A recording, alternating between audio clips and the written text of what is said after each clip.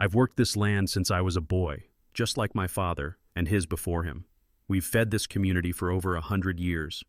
Then one day I get a letter from the HOA. They said my tractor was too loud, my chickens smelled, and within weeks, 1,700 acres of my farm were sold, without me ever signing a thing. But they made one big mistake. They forgot who controls the water in this valley, and when I turned off the tap, everything unraveled. The morning started just like any other on our family farm. Cool spring air, clear skies, and the rhythmic hum of my tractor as I planted new seeds into the soil my grandfather once worked. This land, 2,000 acres strong, had been in our family since 1892, passed down through 4 generations. I was raised to believe that nothing was more important than the land beneath your feet. So when I finally checked my phone at lunchtime and saw a flood of messages, I didn't think much of it. But what I read stopped me cold.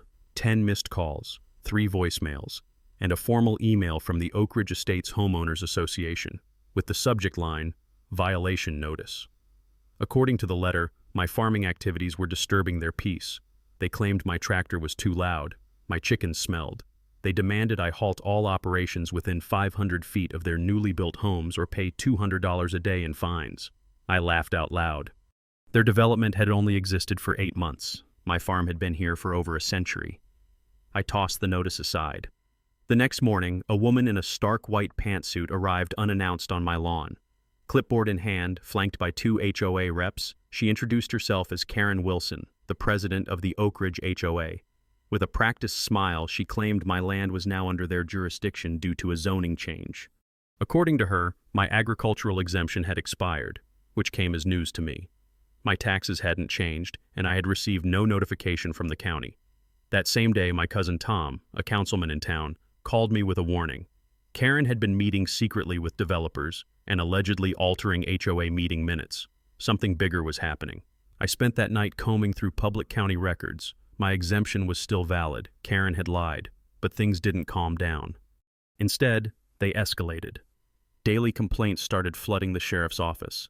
Sheriff Davis, a friend from high school, apologized as he explained that he was obligated to respond to every nuisance report they filed.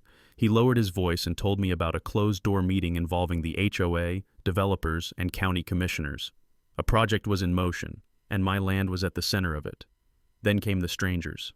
Men in suits appeared on the edge of my eastern fields, snapping photos and marking the soil. When I confronted them, one introduced himself as James Miller from Westview Development. They were surveying land purchased from Oak Ridge Estates, my land. According to his tablet, 1,700 acres of my property had been sold weeks earlier to make way for luxury condos and a shopping plaza. I felt the blood drain from my face. I'd never sold an inch of my land to anyone. That night, I retrieved the original deeds from our family safe and called the county recorder's office. What they told me chilled me to the bone. Records showed a transfer had taken place, with my forged signature, giving Oak Ridge Estates control of all but 300 acres surrounding my house. And just like that, 1,700 acres of my family's legacy had vanished on paper. I looked out the window and saw Karen Wilson parked at the edge of my field, talking on the phone, smiling up at my house. The fight had just begun. Still reeling, I drove straight to the county records office the next morning. Mrs. Rivera, the clerk who had known my family for decades, pulled up the property files with a concerned expression. "Frank," she said quietly, "this transfer came in 6 weeks ago. It's notarized, filed, and processed. Everything looks official." Except it wasn't. Because the signature wasn't mine. Within hours, I was in my lawyer Sam Grayson's office. He studied the documents, shaking his head. "This is the most sophisticated land grab I've seen in 30 years, he muttered. According to what they'd filed, my grandfather had signed over development rights decades ago, and now the HOA was using that to justify the full sale. "But these boundary lines are fabricated," Sam said. "They doctored the overlays. They thought you'd never notice." I was furious, but being angry wouldn't get my land back. That night, I returned to the farmhouse and opened my grandfather's old wooden chest. Among yellowed letters and black and white photos, I found something remarkable: the original water rights deed from 1943. The document granted my family not only priority water access, but ownership of the reservoir infrastructure itself. And that reservoir now supplied the entire region, including every faucet in Oak Ridge Estates. I stayed up until dawn, rereading the fine print. My heart pounded. The water rights were still tied to the remaining 300 acres surrounding my home, and according to the easement, agricultural needs took precedence over residential or commercial development. They may have stolen my land on paper, but they'd built their dream neighborhood on borrowed water. By 8 a.m., I was on the phone with Sam again. "They forged my signature," I said, "but they overlooked something much bigger." He paused. "What's that?" "I control their water." That same afternoon, I drove out to visit Mr. Patterson, the retired county water manager. We spread out the original blueprints across his kitchen table. "It's all here," he said, tapping a faded map. "The control junction, where all water is routed, sits right on your legal property." I took photos, thanked him, and drove home with one thought burning in my mind: they wanted war, and they were about to get one. I filed a legal motion to restrict water access to the Oak Ridge development, citing agricultural priority rights. I also contacted the local paper, the State Water Board, and 3 nearby farms. By the next sunrise, I was done being on the defensive. I was reclaiming my land, one drop at a time. By the time the sun rose the next day, the rumble of bulldozers echoed across my eastern fields. I stepped onto my porch in work boots and flannel, watching machines tear into land my family had nurtured for over a century. Rows of wheat, once destined for the tables of hundreds of local families, were being ripped up like weeds. I ran down the hill, waving my arms, yelling for them to stop. They didn't. Karen's sleek black SUV pulled up, kicking mud onto my boots. She stepped out in high heels, snapping photos like she was proud. "Progress waits for no one, Mr. Johnson," she said, smugly showing me a digital rendering of luxury homes where corn once grew. "We're creating value here, modern living, elevated experiences." I stared at her, stunned. "This land feeds people. You're trading food for fountains and marble countertops." Her only response was a photo op with the lead contractor, champagne flutes raised. I walked away, fists clenched. That night, my neighbor Emma called, voice trembling. "They're bragging about it online, calling your farm an eyesore they finally got rid of." She sent me a link to the HOA's social media, smiling faces, polished shoes sinking into fresh-turned soil, the caption, "Goodbye, outdated farming, hello, luxury living." I didn't sleep that night. Instead, I scoured every document my family had ever saved, old maps, tax receipts, even handwritten agreements in my great-grandfather's cursive. Near 3 a.m., my heart caught in my throat. Tucked inside a leather folder was a second water rights deed, older than the one I'd already found. This one dated back to 1922. It wasn't just about allocation priority. It granted exclusive infrastructure control for every pipe and valve across the valley. The next morning, I called my college friend Sarah, now a seasoned water rights attorney in Denver. She reviewed the scans I sent over and called me back, wide-eyed. "Frank, this document is gold. Legally speaking, they've built an entire development on borrowed water, water you can shut off today." I didn't hesitate.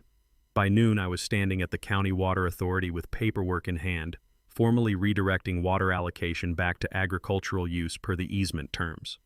The clerk read the file, looked up slowly, and asked, "Are you sure about this? You're about to cut off supply to hundreds of homes." I nodded. "I'm not doing this to punish families. I'm doing it to protect one." Within 36 hours, faucets in Oak Ridge estates began to sputter. Pressure dropped, showers stopped, ice makers clanked dry. I ignored Karen's calls, 16 missed and counting, until I finally answered. "What did you do?" she shrieked, her voice high with panic. "Nothing illegal," I said calmly. "I'm just using my rights, something you wouldn't understand." From my window, I could see residents wandering their manicured lawns, confused. News vans parked outside my gate, and behind the glare of their lights, I spotted something far more powerful than lawsuits or survey maps: momentum.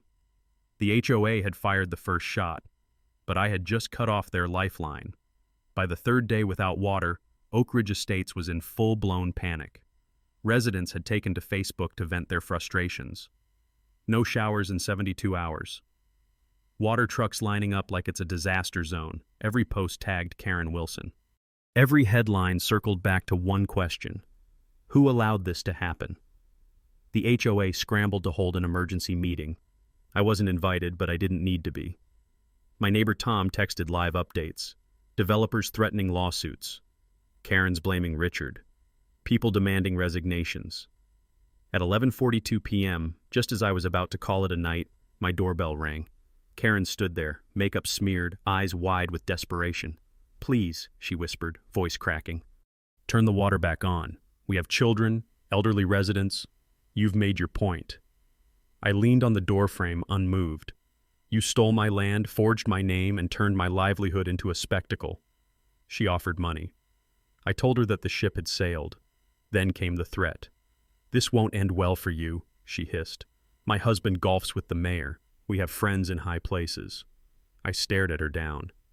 "Then you'd better call them, because tomorrow morning we're heading to court." The courthouse lobby buzzed with tension. Cameramen jostled for space. Journalists whispered over notepads. On one side sat Karen, her legal team dressed like they were attending a corporate gala. On the other, me, Sam, Sarah, and 2 local farmers who came to show quiet support. They didn't have suits, just weathered hands and heavy eyes. "All rise." Judge Martinez entered, her expression unreadable. As we stood, I spotted Karen glancing nervously at the press row. She still believed her charm would save her. Sam went first. He laid out our evidence like bricks, aerial maps of my family farm over the decades. The 1892 land grant deed, testimony from the county clerk who processed the forged papers, a sworn affidavit from Mr. Patterson about the water infrastructure. Then Sarah took over. She unfurled a giant map of the valley's water system, showing how every line fed from the junction on my 300 acres. "Agricultural use," she said, "has legal precedence, always has, always will." Karen's attorney objected, claiming the documents were outdated. The judge raised an eyebrow. "You mean the ones your client failed to research before authorizing a $22 million development?" Next came the bombshell. Sam handed over HOA financial records we'd subpoenaed just days earlier. They revealed 5 board members, including Karen and Richard, had received suspicious deposits within 48 hours of the fraudulent land sale. Karen's face was drained of color. Richard leaned forward, head in hands. "This is no longer just a civil dispute," Judge Martinez said coldly. "It reeks of fraud, conspiracy, and abuse of public trust." Gasps echoed through the courtroom. Karen's lawyer demanded a recess. The judge granted it. In the hallway, I passed a group of Oak Ridge residents. One of them, an elderly woman I'd seen at a community bake sale years earlier, whispered, "I'm so sorry. We didn't know what they were doing." I nodded. "It's not your fault. It's theirs." When court resumed, the tone had shifted. Karen's confidence had crumbled. Her legal team looked rattled. The developers sat stone-faced, realizing they'd been duped. "In light of the evidence," Judge Martinez said, "I am issuing a temporary injunction halting all construction on the disputed land. Furthermore, I am ordering an investigation into the HOA's financial activities. If fraud is confirmed, this will be referred to the district attorney." Karen slumped in her seat. Richard looked like he might throw up. As the courtroom emptied, I stayed in place, taking it all in. The headlines had already begun. Cameras snapped. Voices buzzed. But beneath it all, a quiet truth settled over me like topsoil. The land hadn't betrayed me. The system hadn't ignored me. Not this time. And Karen Wilson? She was no longer smiling. The morning after the injunction, Oak Ridge Estates felt like a ghost town. Garden hoses lay limp across pristine lawns. Water fountains sputtered dry. The same HOA members who once patrolled sidewalks with clipboards now avoided eye contact, blinds drawn. But outside my farmhouse, things were far from quiet. The story had gone viral overnight. "Farmer fights back, exposes HOA land grab," read one headline. Another simply said, "The man who turned off the taps." My phone rang nonstop. Friends, strangers, reporters, even activists offering to help. But I ignored most of them. I had more important things to do, like get my land back. That afternoon, the new CEO of the developer company showed up at my door. The previous one had resigned for health reasons. She sat at my kitchen table, nervous but honest. "We were misled," she admitted. "The HOA claimed they owned the land. We signed in good faith." I poured her a glass of lemonade. "Faith," I said, "only counts when you do your homework." She nodded. "We want to make this right. We're pulling out of the Oak Ridge expansion, and if you're willing, we'd like to explore a smaller partnership, legally this time. Maybe something that benefits the community." I didn't answer right away, but I didn't slam the door either. The following week, I walked into what used to be the most feared place in town, the Oak Ridge HOA meeting room. This time, there were no guards at the door, no smug smiles behind the table, just folding chairs, tension, and a handful of brave residents who had decided enough was enough. Tom Baker stood at the front. "As interim president," he announced, "I propose we dissolve the current HOA board effective immediately and begin community-wide elections, with oversight." A vote was taken. It wasn't close. Karen and Richard, both absent and facing formal investigations, were officially out. I watched from the back as residents shared stories, some tearful, some enraged. An older man recounted how he'd been fined for having his grandkids' bikes on the lawn. A young couple explained how they'd received 6 citations for excessive laughter during a birthday party. No one was laughing now. "I'm sorry," one woman finally said, looking at me through glassy eyes. "We let it happen. We were afraid to speak up." I stood slowly. Speaking up now still counts. The next morning I received an unmarked envelope in my mailbox. Inside was a USB drive. On it, recordings of private HOA meetings, emails between Karen and the developers, and a spreadsheet detailing illegal kickbacks. One document was labeled, Phase 2, Targeted Expansions. My neighbor Emma's property was on the list. I handed everything to my attorney. The DA's office opened a criminal investigation within 24 hours. Karen was arrested the same week. What followed was unexpected and beautiful. With the developers out and the old board gone, the Oak Ridge residents reached out. They helped rebuild my irrigation lines. They offered volunteers for crop rotation. Some even donated tools. And one Saturday morning, as I stepped out to check the new irrigation system, I found a line of cars at the edge of my field. Families from the neighborhood were unloading tables, baked goods, and signs that read, "Community Farmers Market, open to all." Kids played tag in my field while their parents bought produce straight from the soil it had grown in. The same soil Karen once tried to bulldoze. Now, it was a place of laughter and life. Standing there, watching 2 sides of a fractured town come together, I felt something deep in my chest shift. For months, I had fought tooth and nail to protect what was mine, but in the process, I'd helped others reclaim what was theirs too. Their voice, their dignity, their right to community. They say the land remembers, but so do people. 6 months later, I stood in the same eastern field where bulldozers once threatened everything I held dear. But this time there were no machines, no suits, and no HOA execs pointing at plats. Instead, sunlight poured over rows of thriving crops, golden, strong, and silent. They didn't need headlines. They spoke for themselves.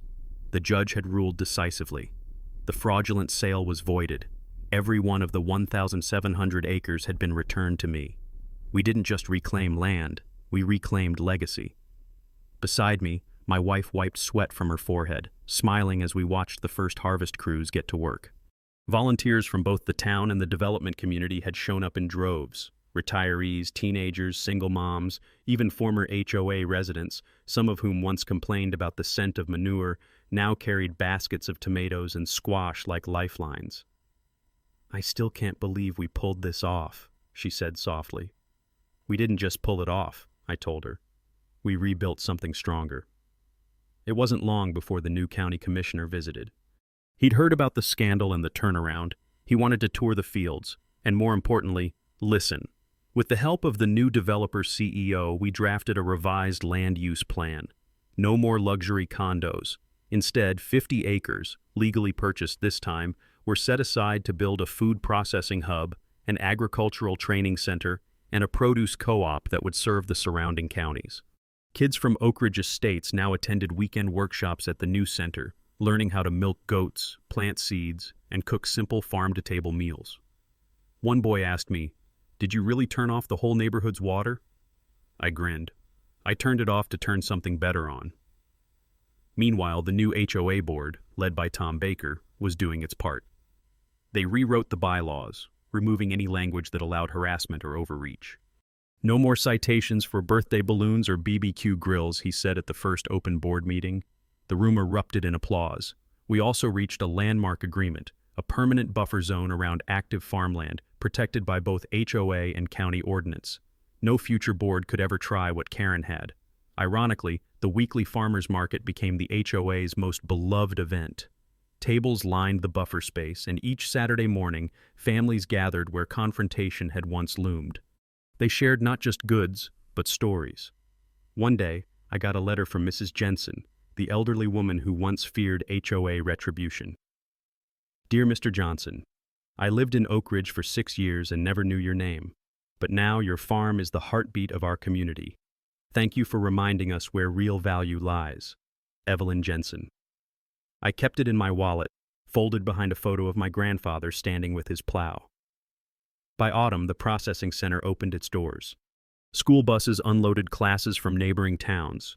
Chefs from the city came to teach canning, preserving, and baking with fresh ingredients. Old-timers swapped recipes with suburban moms. Veterans found purpose teaching kids how to build compost bins. We planted more than seeds that year. We planted trust, roots that could weather any storm.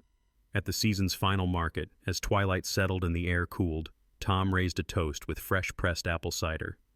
To land, law, and neighbors who refused to quit. And as laughter rose from the tables, kids running, adults dancing, a fiddle playing in the distance, I realized something. Karen tried to tear our town apart, but in doing so, she gave us the greatest gift of all, a reason to come together. Just when I thought peace had finally taken root, the past clawed its way back through the cracks. The first threat came as a text message: "Back off, or your fields burn next." No name, no number. Just a warning and a timestamp. At first I dismissed it, paranoia maybe. But that same night, my irrigation control system was tampered with. A water valve was deliberately left open, flooding part of the eastern field. When I checked the security cameras, they'd been spray-painted over. I reported it to the sheriff. He filed a report and said he'd keep an eye on things. I appreciated it, but I knew this ran deeper than a random act of vandalism. 2 days later, another letter arrived. This time, hand-delivered. "You may have won the land, but you won't keep it. Sell now while you still can." It wasn't signed, but the tone was unmistakable. Desperation wrapped in entitlement. And then, just like that, Karen resurfaced. Released on bail, stripped of her title but not her ego, she began quietly stirring the pot again. I heard from neighbors that she was meeting with real estate agents, whispering about starting a new community board, one that could restore order. One evening I spotted her SUV parked down the road. When our eyes met, she didn't wave this time. She just stared, cold, calculating. The following week, my neighbor Tom called, panic in his voice. "Check your email, now." Attached was a video, Karen and Richard in a dimly lit cafe speaking with 2 men I didn't recognize. But what they said chilled me. "We just need one good lawsuit to tie him up for months. If we can't win legally, we apply pressure. Hit him where it hurts. I've got friends in code enforcement. We can flood him with inspections." They didn't realize they were being recorded. Tom's cousin, a busboy at the restaurant, had recognized them and hit record. We sent the footage to the DA. A new investigation was opened, this time not just into the original fraud, but into obstruction, harassment, and conspiracy. But the pushback intensified. Unmarked cars began lingering outside my gate. My mailbox was torn off its post. One night, someone left a dead chicken on my porch, a cruel, pathetic symbol meant to rattle me. And it did. But it also ignited something. I called a town hall meeting. More than 50 people showed up, many of them Oak Ridge residents who'd once followed Karen without question. I played the video, I shared the threats, I asked for help. And something incredible happened. Emma stood up first. "We let this happen once. We won't let it happen again." A young dad added, "They want to scare us? Then let's show them what unity looks like." By the end of the night, we'd formed a neighborhood watch, pooled money for better security, and drafted a formal letter to the district attorney urging full prosecution of Karen and her co-conspirators. Days later, the final straw landed like a hammer. I was walking the field with my son when we found a trail of gas poured across our back pasture. Someone had planned to light it. If we hadn't caught it in time, we might have lost everything. This was no longer harassment. This was domestic terrorism. I called Sarah. She called the FBI. The investigation expanded, and once again, cameras returned. News vans lined the road. Headlines screamed, "HOA scandal deepens, arson, blackmail, conspiracy." Richard cracked under pressure, confessing to everything, including how Karen had tried to blackmail a county judge by threatening to leak photos of his son unless he recused himself from the case. Karen was arrested again, this time with no bail. The charges now included attempted arson, obstruction of justice, and criminal intimidation. The judge? He stayed on the case. It was over. For real this time. As I stood on my porch watching the sheriff's cruiser pull away, Karen in the back seat staring blankly through the window, I felt an odd mixture of exhaustion and relief. She'd tried everything: lies, theft, threats, even fire. But in the end, it wasn't law that stopped her. It was community. It was truth. And it was the stubborn resolve of one family who refused to be erased. 6 months later, I took the witness stand in a courtroom packed wall to wall. Not just with lawyers and press, but with farmers, residents, teachers, council members, even folks I hadn't seen since my high school days. All of them had shown up for one reason: to witness accountability. Karen Wilson sat across the room, no longer dressed in designer blouses or wearing that trademark smirk. Her hair was pulled back, her suit plain, her eyes darting nervously. Beside her, Richard looked like a man who hadn't slept in weeks. The trial unfolded like a tightly wound rope slowly unraveling. Each day, new threads of corruption were pulled free. Prosecutors laid out everything: the falsified deeds, the forged signatures, the kickbacks from developers, the threats sent to my phone and mailbox, the recording of Karen plotting code violations, even the attempted arson. The jury didn't need persuasion. The evidence spoke louder than any closing argument. One of the final pieces presented was a financial audit of the HOA. It revealed over $600,000 in misappropriated funds, money funneled through shell companies, including one registered to Karen's sister-in-law in Florida. Most of it came from special assessments billed to residents for community beautification projects that never happened. When the prosecution played the clip of Karen mocking the residents who wouldn't know corruption if it slapped them with a fine, a few jurors actually gasped. Karen's defense team scrambled, claiming ignorance, blaming contractors, arguing she had good intentions. But it was too late. You don't misplace 1,700 acres of land by accident. The verdict came after only 3 hours of deliberation: guilty. On all counts: fraud, forgery, conspiracy, intimidation, obstruction, and attempted arson. Karen Wilson was sentenced to 14 years. Richard got 11. 3 other board members took plea deals in exchange for testimony. The HOA was dissolved by court order, and the county placed new restrictions on all local homeowners associations, including mandatory financial transparency and term limits. In the weeks that followed, life began to settle again. But nothing quite returned to normal. Instead, something better took its place. We established a nonprofit called Farm and Neighbor, using the restitution funds recovered from the fraudulent sales. Its mission? Protecting agricultural land from illegal development and educating communities on land rights. Our story had sparked conversations nationwide. We were featured on local news, national outlets, even farming podcasts I didn't know existed. Donations poured in, volunteers signed up, and farmers from 4 states called to ask how they could protect their land too. One crisp morning, nearly a year after it all began, we held a harvest festival on the very acreage Karen tried to bulldoze into oblivion. The field buzzed with music, families, laughter, and the smell of roasted corn and apple pie. Neighbors from both sides of the old divide danced together. Kids in overalls chased chickens. Someone even brought a dunk tank with a hand-painted sign: "Soak the HOA." My wife placed a hand on my shoulder as I looked around. "You realize this never would have happened if they hadn't come after you?" I nodded. "I do." She smiled. "They came for your land, but they gave you a movement." At sunset, I stood at the edge of the field, watching my son explain irrigation to a group of local middle schoolers. They listened intently, faces lit with curiosity. Behind them, a new mural painted on the side of the grain silo read, "This land feeds more than mouths. It feeds truth, it feeds courage, it feeds the community." And in that moment, I knew something for certain. They tried to steal our soil, but they couldn't uproot our roots. In a world that moves faster than we ever imagined, where neighborhoods change overnight and papers can steal what hands once built, one truth remains unchanged. When you stand firm in what's right, no power, no title, no HOA board can shake your roots. This story isn't just about farmland. It's about dignity, legacy, and the strength that lives in ordinary people who refuse to be silenced. Whether you're a retired teacher, a grandfather tending his garden, or a neighbor just trying to enjoy your porch in peace, your voice matters, your story matters. And if anyone tries to take what's yours, your land, your rights, your peace, you stand tall. Because doing nothing, that's how bullies win. But when one voice becomes 2, then 20, then a community, that's how justice grows.